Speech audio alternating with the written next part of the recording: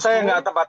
Bang Silvester, Anda jangan gini. nggak. Anda kan orang-orang Anda kalau seperti ini siapapun yang kalah Anda anggap tidak punya hak untuk bersuara. Logika Anda rusak, tau nggak, Silvester?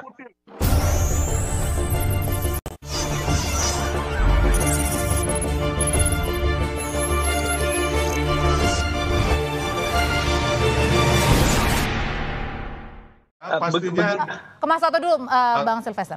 Oh, sorry, maaf. ya silakan. Iya, menurut saya begini, Pak Prabowo tidak punya posisi apapun secara konstitusional untuk kemudian misalnya meneruskan, andai kata pun setuju terkait dengan usulan mengenai pemakzulan Mas Gibran. Kalau saya sih coba menangkap secara komunikasi yang dilakukan oleh Pak Prabowo kemarin memang sebuah bahasa komunikasi yang berhati-hati. Di satu sisi di hadapan purnawirawan yang katakanlah resmi, istilahnya Bang Silvester tadi, itu menunjukkan sikap bahwa Pak Prabowo akan lebih mendengarkan forum yang sifatnya resmi. Tapi di sisi lain dengan diundangnya Pak Tri Sutrisno, artinya Pak Prabowo juga ingin mengatakan bahwa saya tetap menghormati pandangan-pandangan dan masukan dari para senior, termasuk apa yang dikemukakan oleh Pak Tri Sutrisno lewat forumnya tersendiri. Jadi saya sih masih melihat ini upaya menetralisir. Nah, saya ingin mengomentari apa yang disebutkan oleh Bang Silvester tadi ya.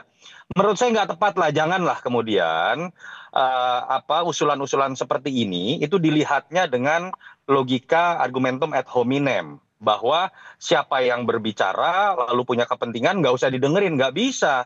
Semua orang mau kalah pemilu, mau menang pemilu, punya hak yang sama untuk memberikan usulan. Yang perlu dilihat adalah argumentasinya, apakah konstitusional atau tidak. Jadi jangan kemudian menggunakan logika Bung Silvester. Kalau logika Bung Silvester dipakai, semua pendukungnya Ganjar sama Anies nggak boleh ngasih usulan apapun. Itu menurut saya juga logika yang salah. Tetapi saya ingin mengatakan bahwa alasan yang dikemukakan oleh forum yang mengusulkan poin ke-8 Gibran dimakzulkan itu nggak tepat kalau menggunakan argumentasi masa lalu yang sudah jelas walaupun kontroversial ya sudah kita Kalau harus gitu terima haruskah Pak Prabowo juga kenyataannya. membuat statement yang tegas, Mas Toto, atau lebih sering ini berdua tampil bersama Mas Gibran? Nggak perlu lah, menurut saya kemudian jadi drama-drama harus sering tampil bersama-sama. Poin yang Pak Prabowo jalankan saja fungsinya, Mas Gibran jalankan saja fungsinya, sehingga keduanya itu tidak kemudian melanggar apa yang disebutkan di pasal 7 AUD 45, sehingga kemudian bisa jauh dari yang namanya pemakzulan. Saya juga tidak sepakat kalau pemakzulan didasarkan pada sebuah tekanan politik siapapun itu, mau militer ataupun sipil. Tapi ada poin penting, Audrey, yang ingin saya ingatkan. Kenapa sih keributan ini terjadi? Bukan hanya ini loh, ini kan rentetan dari isu matahari kembar, isu mengenai cawe-cawe, isu bagaimana positioning dari Pak Jokowi. Ini kan bermula bahwa betul Mas Gibran sah secara konstitusional, secara prosedural, tapi ini kan bermula dari kontroversi yang sampai sekarang saya ingin mengatakan walaupun sah, tapi secara substansi demokrasi, majunya Gibran itu bermasalah dalam konteks etika demokrasi. Sehingga kemudian ketika keberlanjutan diartikan sebagai harus menitipkan anaknya mantan presiden, yang terjadi adalah situasi sekarang. Ada ketakutan dari pendukung Prabowo atau masyarakat, diatur-atur nggak nih sama presiden sebelum? Ada nggak cawe-cawe dari presiden sebelum? Artinya masih ada kegelisahan mungkin di sini. Prabowo. Betul, jadi dari sini kita belajar sejarah. Kita terima fakta bahwa Pak Prabowo dengan Mas Gibran dipilih, tapi jangan ulangi hal-hal yang melanggar etika, yang menimbulkan polemik tidak berkesudahan. Kasihan siapapun yang terpilih akhirnya menghabiskan energi seperti ini. Kalau gitu menurut Bang Silvester sendiri, apa hal yang bisa membuat isu ini diredam? Karena kan masih banyak isu-isu lain termasuk isu ekonomi yang perlu kita aspirasikan juga untuk dicari nih akar untuk penyelesaiannya seperti apa? Ya, jadi intinya sih memang kita menghargai semua kritik, semua pendapat. Siapa sih yang nggak menghargai? Kita negara demokrasi, siapapun boleh berbicara. Tapi kan intinya bahwa jangan sampai kritikan ini hanya buat mengadu domba. Itu loh, intinya itu. Ya, jangan sampai membuat kegaduhan. Kan kita sekarang udah gaduh nih. Gara-gara para pensiunan jenderal ini yang menurut saya ya kan memberikan poin-poin itu dibangun tidak berdasarkan fakta-fakta hukum gitu loh. Konstitusi kita yang baik itu bagaimana ya kan? Yang harusnya kan harusnya kita sama-sama para pensiunan ini, ayo umpamanya undang-undang perampasan aset ayo sama-sama kita kejar agar digolkan, atau sekarang Pak Prabowo dan Mas Gibran itu ingin agar kita swasembada pangan gitu loh, swasembada energi, swasembada air. Bagaimana kita melihat Panglima TNI Kasat, saya pernah ke kantornya Kasat, beliau menunjukkan ini loh Bang, kami punya pompa Kalau air. tadi dibilang, ya, Mas Toto kami bilang turun ke mungkin sawah. ada kegelisahan, ada kegelisahan Ya. mungkin yang dirasakan. Kegelisahan apa? Udahlah, udah kalah pilpres, ya udah nanti bertarung lagi di 2029. Nah, Gampang itu kok. menurut Tapi kalau itu mau menurut saya nggak dirangkul, tepat. Bang Silvester, Anda enggak, jangan Bang. Gini. enggak. Anda kan orang pendukung Anda- Ganjar, saya tahu itu. Jadi Anda gini, Anda jangan Ini kita balik menggunakan ke- logika argumen.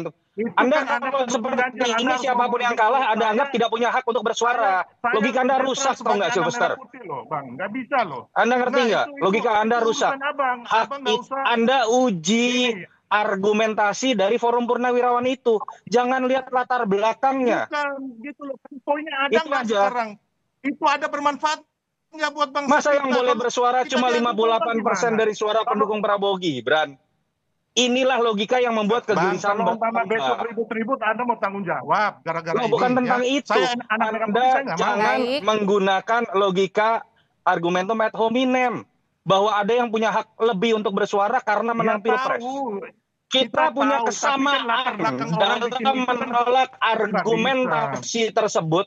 Pemakzulan ini salah karena tidak cukup argumentasi, tidak cukup Ya, fakta memang secara salah konstitusional. secara Kita sepakat tentang ketatanegaraan poin kita itu. salah. Nanti dulu, kita sepakat tentang poin itu, tapi jangan batasi hak siapapun termasuk para purnawirawan ini hanya karena mereka dianggap kalah pilpres. Itu saya tolak. Mas Silvester? Ya, saya hargain itu. Kalau umpama beliau ini kan juga timnya Ganjar, saya tahu pasti dia akan Nah, ngomong udah nggak begini. nyambung lagi. Tapi Di sini Udah kita nggak undang nyambung Mas lagi, Toto Audrey. sebagai pengamat, Kita- Bang nyambung Silvester. ini, Audrey. dengan Anda berbeda ya. Saya melihat sesuatu dalam kerangka untuk membangun bangsa. Ya kan, kalau Anda kan Nggak nyambung, nggak nyambung. Ya. itu juga. Tadi Jadi juga wajar sudah disuarakan Anda oleh Mas nggak Toto nyambung. bahwa Bisa, Bang. tidak setuju juga dengan pemakzulan. Tapi mungkin begini, Bang Silvester, yang dimaksudkan adalah pastikan ada argumen tersendiri. Tidak mungkin seorang purnawirawan TNI tidak ada angin, tidak ada hujan, kemudian bersuara seperti ini. Pasti kan ada alasan mungkin di balik itu. Ya, alasannya kan kemarin kan mereka kembali lagi ya.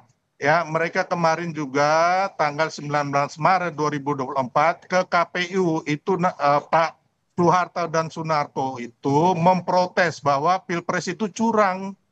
Gitu loh, ada latar belakang. Jadi nggak bisa juga kita abaikan latar belakang mereka. Audrey, saya gitu boleh loh. jawab nggak, Audrey? Ya, Apa yang mereka silakan. lakukan. Kalau Kecuali Silvester ada poin-poin yang menggunakan bermanfaat buat logika bangsa, seperti kita ini, sepakat, kita rapat. Silvester, kamu ingat nggak yang namanya tim Prabowo pun ketika kalah 2014-2019 melakukan protes ke KPU dan Bawaslu.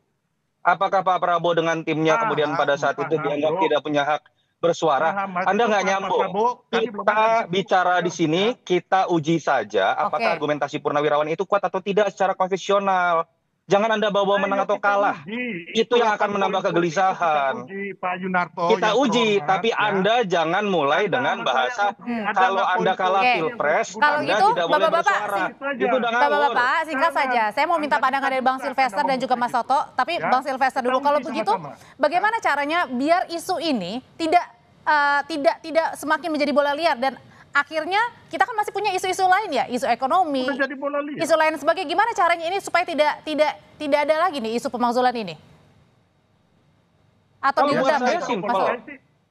Kalau buat saya, ketika Pak Prabowo bekerja dengan sebagaimana mestinya, memposisikan dirinya sebagai satu-satunya pemimpin, Mas Gibran memposisikan dirinya sebagaimana mestinya secara konstitusional, itu menurut saya juga dia akan menjauhkan dirinya dari pemakzulan. Tidak usah takut dengan tekanan-tekanan politik apapun, dan tidak usah Oke. juga pendukungnya itu kemudian kebakaran jenggot dengan kemudian memilah-milah orang yang bersuara kalah pilpres atau menang pilpres. Itu yang menambah kecemasan dan menambah sebuah kontroversi. Oke, intinya Kalau kerja itu ya. dijalankan dengan baik, bekerja, ya sudah. Oke. Begitu pula pendukungnya menurut saya lebih banyak berbicara mengenai kerja dari presiden dan wakil presidennya dibandingkan bernostalgia masa lalu tentang siapa yang kalah dan menang pilpres seperti yang disampaikan oleh Bung Silvester tadi. Bang Silvester. Hal-hal gini nih Audrey nih, Anda ini yang bikin apa ya? yang tidak ada menjadi ada Maksud karena Anda budaya berkelit, menjilat tadi. Mas Yanarto, janganlah gitu. Ada ngomong aja. Pak Prabowo itu mandiri, tidak dicawe-cawe. Nah, kita kembali ke tema hari ini, Bang. Kita balik ke tema hari ini. Jadi intinya gini, kalau saya sebagai anak bangsa Merah Putih, ayo para purnawirawan kita duduk. Mana poin-poin ini yang bisa untuk membangun Jadi bangsa, perlu ada ketemu bersama, Bang Sylvester. Oh iya, mau. Yang kemarin belum cukup berarti. Terus yang kedua, ayo kita sama-sama ya kan mendukung agar mengusut koruptor dan undang-undang perampasan aset dan uang kartal ini disahkan. Terus yang kedua, ayo kita sama-sama turun ke sawah bersama Panglima TNI, Kasat untuk masalah pengairan, pupuk dengan Pak Prabowo agar kita bisa swasembada pangan, swasembada kedaulatan di bidang pangan,